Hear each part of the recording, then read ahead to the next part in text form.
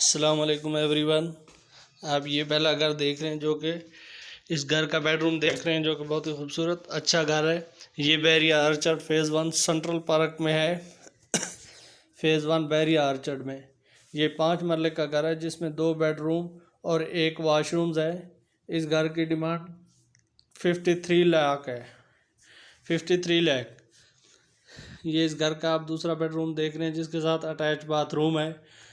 अगर आप new viewers हैं तो मेरे चैनल को सब्सक्राइब करें और बेल आइकन को प्रेस करें ताकि इस तरह की अच्छी और ख़ूबसूरत वीडियो आपको मिलती रहे। इसके साथ ये आप दूसरा घर देख रहे हैं जिसका फ्रंट व्यू बहुत ही खूबसूरत और बहुत अच्छा है। आप इसका मेन गेट चेक कर रहे हैं जो कि बहुत ही खुला गेट बनाया गया है। आप अपनी गाड़ी इजीली इस घर में लेके जा सकते हैं। ये गैराज है इस घर का और वेंटिलेशन विंडो भी दी गई है। ये इस घर का बाथरूम देख रहे हैं जो कि बहुत ही खूबसूरत अच्छा बाथरूम बनाया गया है। ये 5 मरले का घर है। इसमें 2 बेडरूम और 1 वाशरूम है। ये मास्टर साइज़ का वाशरूम है जिसमें वेंटिलेशन भी दी गई है। इस घर की डिमांड 42 लाख रुपए है। इसके साथ ये एक प्लाट है।